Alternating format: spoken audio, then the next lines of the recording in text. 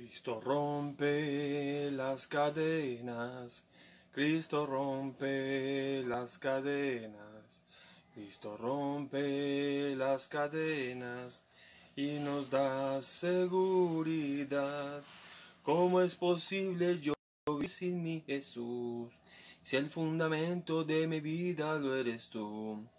Tú me libraste del infierno y de la muerte. ¿Cómo es posible yo vivir sin mi Jesús? Cristo rompe las cadenas. Cristo rompe las cadenas. Cristo rompe las cadenas y nos da seguridad. ¿Cómo es posible yo vivir sin mi Jesús? Si el fundamento de mi vida lo eres tú. Tú me libraste del infierno y de la muerte. ¿Cómo es posible yo vivir sin mi Jesús? Cristo rompe las cadenas. Cristo rompe las cadenas. Cristo rompe las cadenas y nos da seguridad. ¿Cómo es posible yo vivir sin mi Jesús? Si el fundamento de mi vida lo eres tú.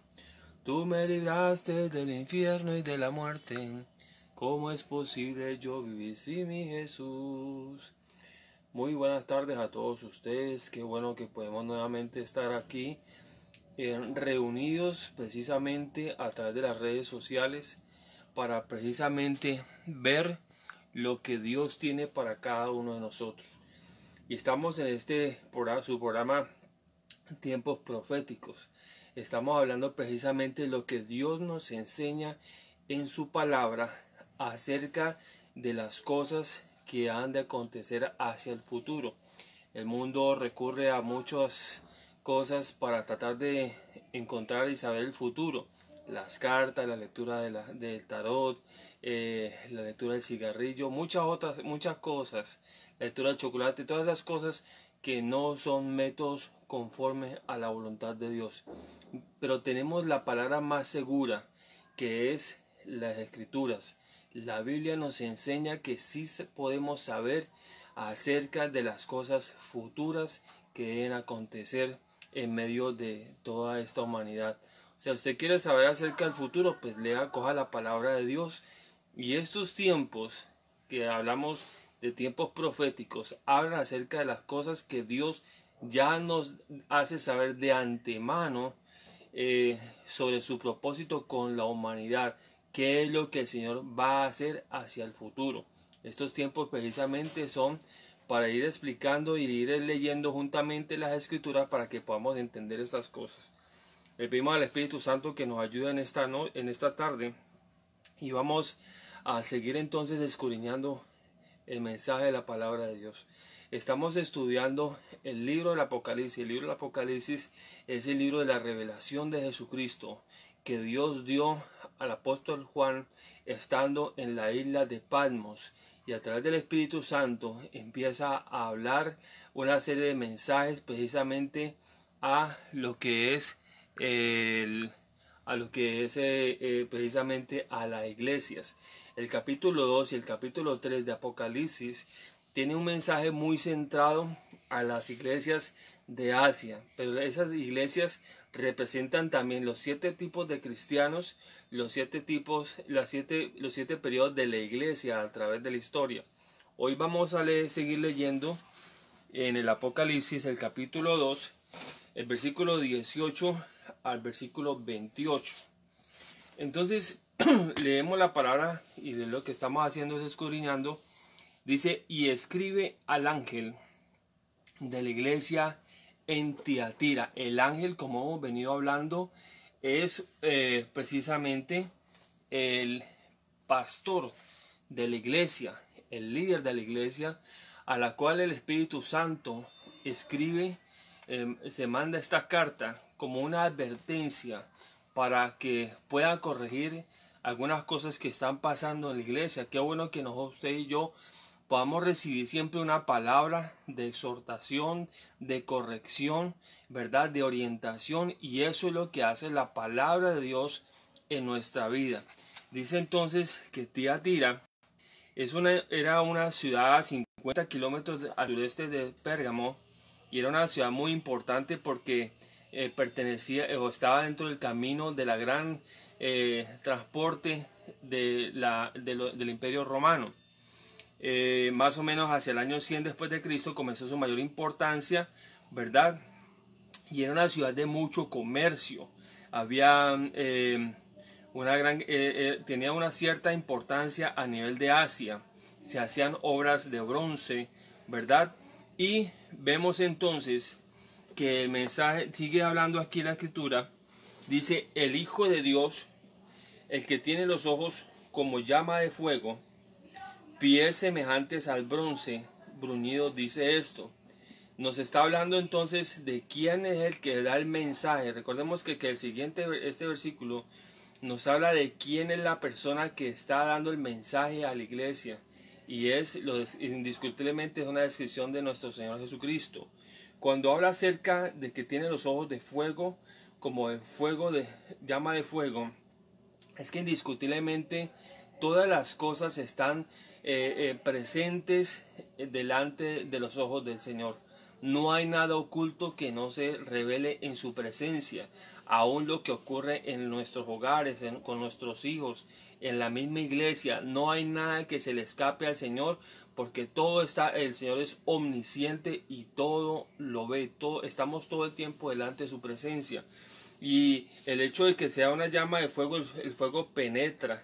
La mirada del Señor es una mirada que nos llama a comprometernos, ¿verdad?, con su mensaje. Y tiene pies semejantes al de bronce bruñido.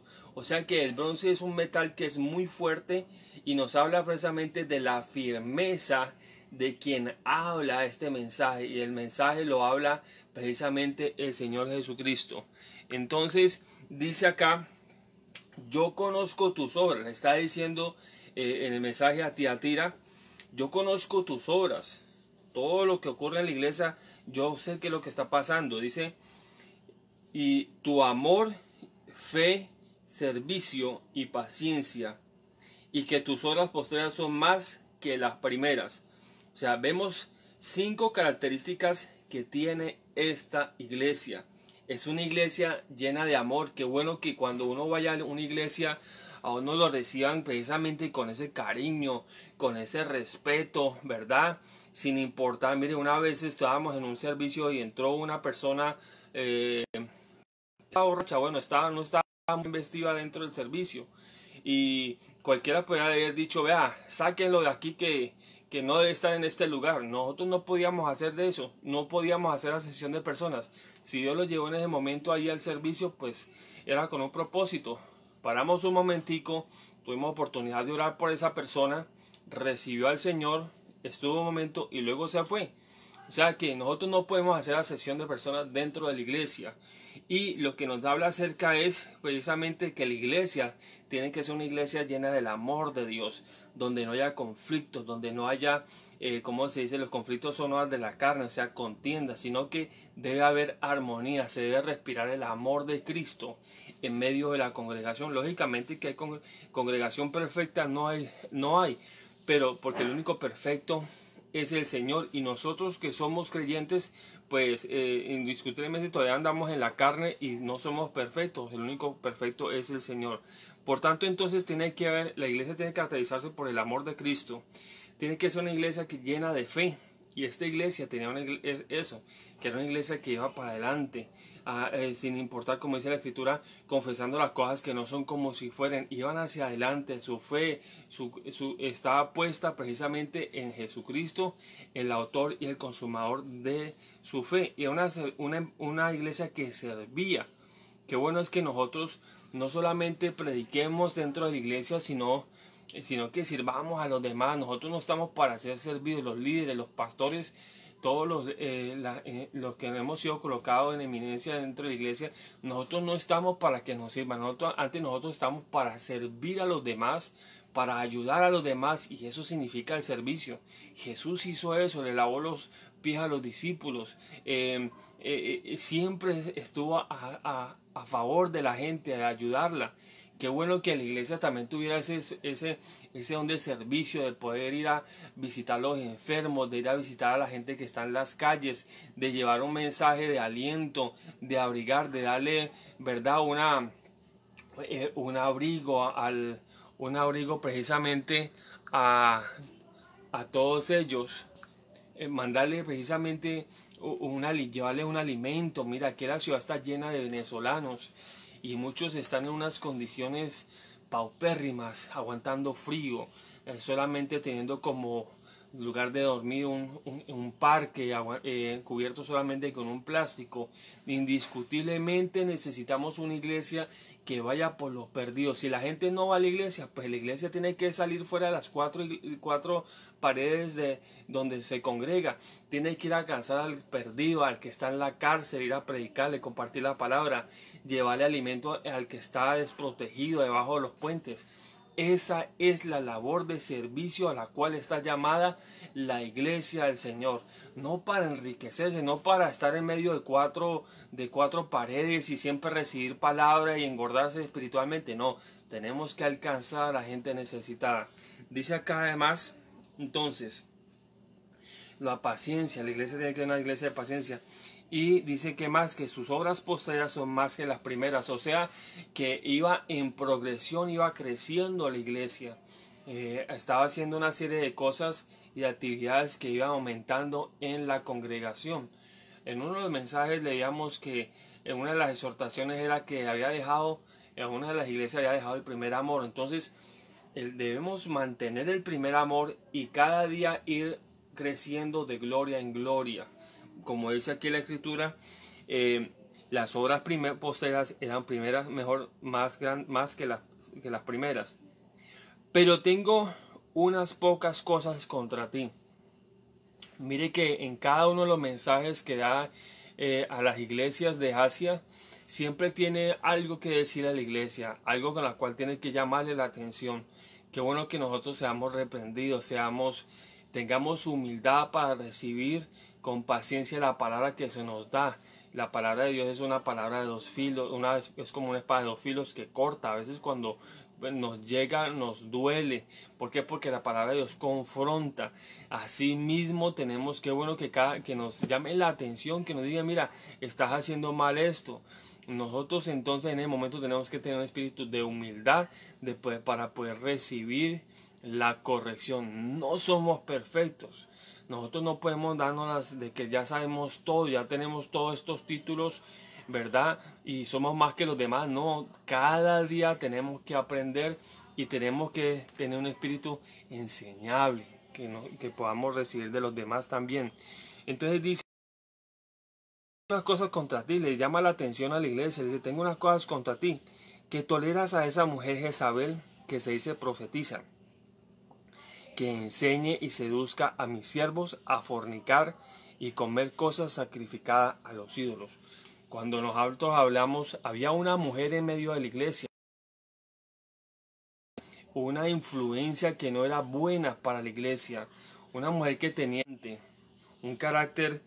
Si nosotros vemos en Primera de Reyes, habla acerca de Jezabel que se casó con Acab y le hizo persecución al rey, ¿verdad? Estuvo en contra de los siervos de Dios, estuvo en contra del pueblo de Israel, ¿verdad? Mandó a que lo mataran al profeta Elías, ¿verdad? Entonces, alabase a Jesús. Entonces dice acá, entonces esta mujer ejercía cierta autoridad y cierta influencia en la iglesia. Lo peor de todo es que enseñaba en la iglesia, se decía ser una profetisa, pero no estaba bien eso. Entonces dice acá que enseñaba, seducía a los siervos, o sea, hombres y mujeres, hombres que estaban y mujeres que estaban firmes en el Señor, los seducía a hacer cosas que no agradaban a Dios. Dentro de esas cosas era fornicar, o sea, cometer actos sexuales por fuera del matrimonio, inclusive antes de casarse, y también inducía a que comieran cosas sacrificadas a los ídolos. Así que todo aquello que sea sacrificado a los ídolos, nosotros no debemos participar de eso, porque es abominación. Dice en uno de los mensajes también, cuando la iglesia se reúne en el libro de los Hechos, como por ahí el capítulo 8 o 9, perdón, el capítulo, sí creo que es el 8, donde habla de que hay un concilio de la iglesia en Jerusalén. Se reúnen los apóstoles y se reúne el apóstol Pablo con ellos, con los que estaban siguiendo el evangelio a los judíos, y el apóstol Pablo a los gentiles. Y entonces había una discusión entre ellos. Entonces llegaron a la conclusión y le dijeron: miren, no le pongamos más carga a los judíos que se conviertan, simplemente digámosles que se abstengan de sangre, ¿verdad? Y de lo consagrado a los ídolos, que no se coman las ofrendas que se ofrecen a los ídolos, que no se pusiera más carga. Pero esta mujer estaba incidiendo para que la iglesia cayera en esto, porque indiscutiblemente tanto en Tiatira y la iglesia de Pérgamo, como estuvimos leyendo la vez pasada, eran ciudades donde había demasiada idolatría, habían templos a diferentes dioses, y en medio de todo eso pues ellos ofrecían ofrendas a los diferentes ídolos. O sea, ¿qué estaba realmente, de qué manera estaba influenciando Jezabel? Estaba influenciando de que la iglesia participara de lo que hacían los diferentes cultos a los diferentes dioses que ocurrían por fuera de la iglesia. O sea que, bendito sea el nombre del Señor. Entonces es el llamado de atención. ¿Para qué? Porque esta mujer lo que estaba haciendo era precisamente influenciar, traer las cosas del mundo, lo que ocurría por fuera de la iglesia, dentro de la iglesia. Y nosotros tenemos que conservar eso. Tenemos que cuidarnos de traer las cosas del mundo, mundanas, a la iglesia, porque la iglesia tiene que ser una iglesia sin mancha, una iglesia pura que viva en santidad. No traer el mundo a la iglesia, sino que la iglesia influencie al mundo. Por tanto, entonces dice, ¿qué más dice acá? Yo le he dado tiempo para que se arrepienta. El llamado de Dios siempre es al arrepentimiento, pero no quiere arrepentirse de su fornicación. Así como Dios juzgó en el Antiguo Testamento a Jezabel y fue lanzada y cayó fue lanzada por los eunucos al vacío y cayó y se desparramó. Dice la escritura que aún los perros lamieron la sangre de Jezabel. ¿Por qué? Pues la devoraron. O sea, que hubo juicio sobre Jezabel.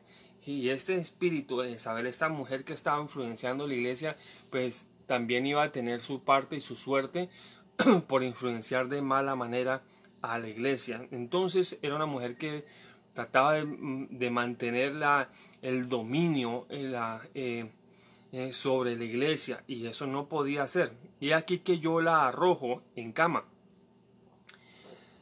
y en gran tribulación a los que con ella adulteran. O sea que iban a recibir juicio, inclusive todos los que hubieran sido participado de todas sus acciones, ¿verdad? Si no se arrepienten de las obras de ella. O sea, había influenciado en cierto modo a los hermanos dentro de la iglesia. Por eso es que tenemos que estar, vean, ojo, no todos los que están en la iglesia van de corazón a la iglesia. Están ahí porque quieren destruir la iglesia. Y nosotros como siervos tenemos que estar atentos a todo eso. Dice acá: y a sus hijos heriré de muerte, y a todas las iglesias sabrán que yo soy el que escudriña la mente y el corazón, y os daré a cada uno según vuestras obras. O sea, volvemos a lo mismo. Las cosas están delante de Dios. No hay nada oculto que no salga. Porque, ok, se está yendo la señal, pero aquí estamos. ¿Qué más dice acá?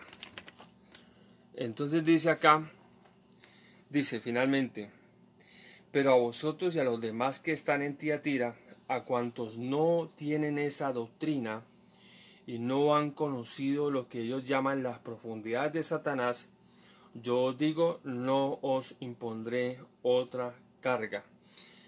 Aquí está hablando de la influencia de diferentes doctrinas que pueden llegar a la iglesia. Y tenemos que estar atentos. ¿Para qué? Para rechazarlas.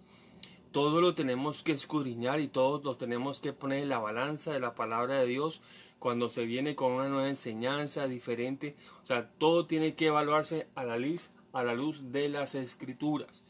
En la iglesia de Pérgamo eran los nicolaitas, la doctrina de Balaam.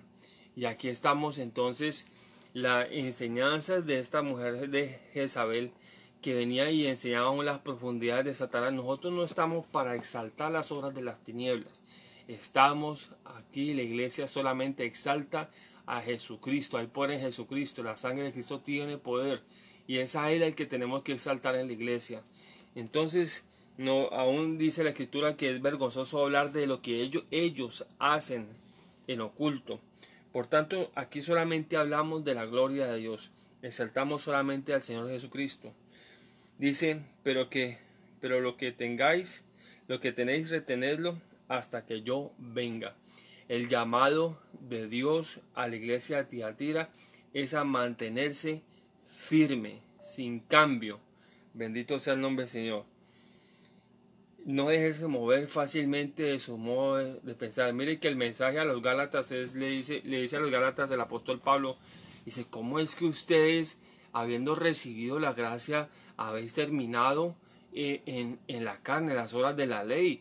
Dice, ¿quién os perturbó? ¿Quién os trajo otra enseñanza? Dice, si aún un ángel o una carta o yo mismo os predicare otro evangelio del que habéis recibido, no lo recibáis. Y es por eso que nosotros hacemos el llamado a los hermanos para que estudien las Escrituras, para que sepan cuál es el fundamento firme de la palabra de Dios, para que no se dejen llevar por cualquier viento de doctrina. Y lamentablemente dice la Escritura que muchos apostatarán de la fe al final de los tiempos, porque escuchando doctrinas de demonios, doctrinas que les apartan de la gracia de Dios, convierten en libertinaje la gracia de Dios. Sigamos pecando que igual manera vamos para el cielo. No, eso no es así. Tenemos que cuidar nuestra salvación con temor y temblor. Al que venciere, finalmente termina con estos versículos dándonos a entender cuál es el premio para la iglesia y para el creyente que se mantiene firme. Dice acá, el que venciere y guardare mis obras hasta el fin, o sea que perseverará hasta el fin. Dice aquí, yo le daré autoridad sobre muchas naciones, sobre las naciones, y la regirá con vara de hierro, y serán quebradas como vasos de alfarero, como yo también la he recibido de mi Padre, y le daré la estrella de la mañana. Esta última parte está hablando acerca del milenio. En otra ocasión estaremos hablando de ese tema. Y algo cuando se establezca el reino de Dios, porque es el último reino que se va a establecer, que es el reino que va desde la eternidad hasta la eternidad. El reino será dado a los santos.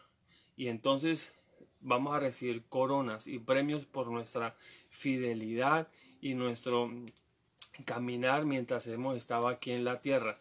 Y entonces a algunos se les darán dominio sobre ciudades, porque se va a establecer un cielo nuevo y una tierra nueva donde vamos a gobernar juntamente con el Señor.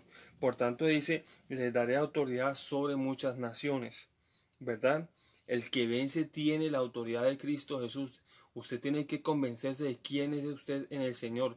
Usted tiene que saber quién es en el Señor.